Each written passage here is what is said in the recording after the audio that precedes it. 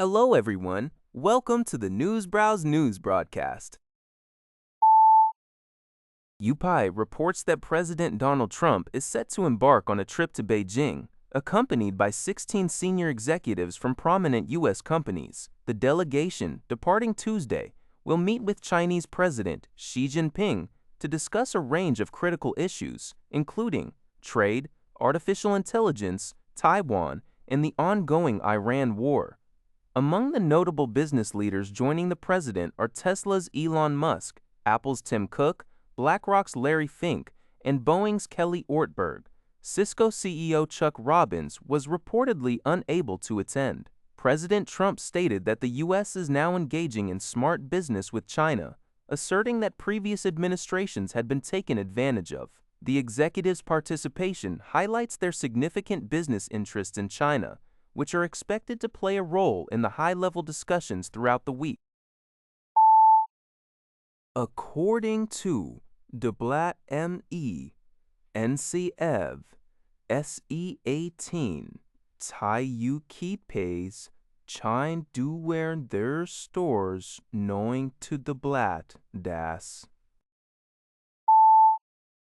Al Jazeera reports that the European Union has reached a consensus to impose sanctions on Israeli West Bank settlers and prominent Hamas figures.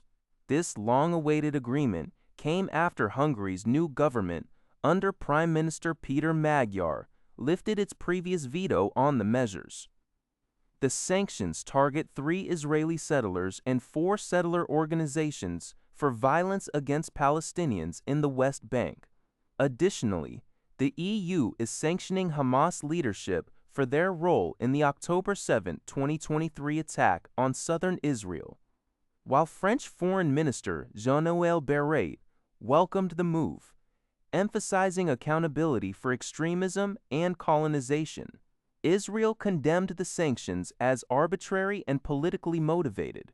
Israel's Foreign Minister Gideon Sa'ar affirmed the right of Jews to settle in the West Bank, while National Security Minister Itamar Ben-Gvir labeled the EU as anti-Semitic. A senior Hamas official accused the EU of hypocrisy. The article notes that over 500,000 Israelis reside in West Bank settlements, which are considered illegal under international law, and the region has seen escalating violence with over 1,000 Palestinian deaths since Israel's war on Gaza began.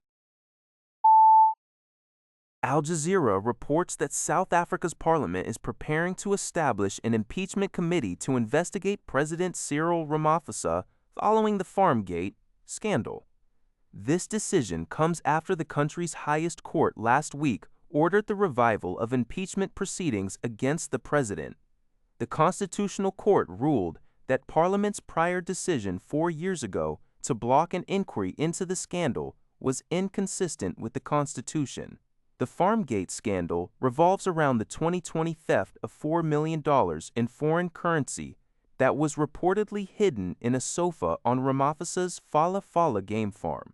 While questions have been raised regarding the source of the money, whether it was declared, and why it was concealed, Ramaphosa has consistently denied any wrongdoing.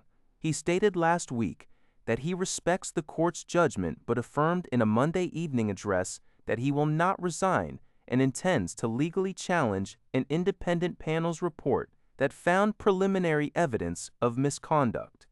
Ramaphosa's African National Congress, ANC, party has scheduled a meeting of its National Executive Committee to discuss the scandal.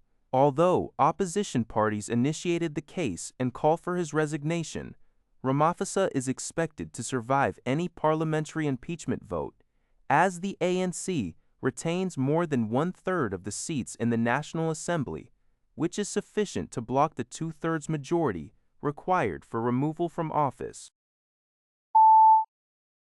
A criminal court in Tarija, Bolivia, has ordered the arrest of former President Evo Morales after he was held in contempt for failing to appear at his human trafficking trial. The charges stem from an alleged relationship with a minor in 2015, which reportedly resulted in a child.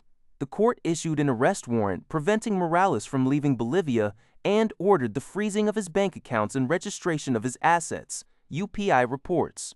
Morales' legal team contends that the case was resolved in 2020 and that the charges are politically motivated to prevent him from running for office again. Morales has been residing in the Chapar region, protected by his supporters who previously blocked an arrest attempt in October 2024. The government is also investigating his alleged links to drug trafficking network. That's all for this video. Thank you for watching. See you in the next video.